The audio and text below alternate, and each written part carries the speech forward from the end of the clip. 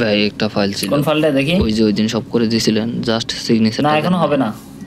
কেন হবে না? আজকে আবার কি সমস্যা? এখন লাঞ্চ ব্রেক চলতেছে, পরে আসো 2টার পরে। এখন তো মাত্র 11টা বাজে। আরে 11টা বাজতে কি হয়েছে? আমার লাঞ্চ ব্রেক 11টা থেকে 2টা পর্যন্ত।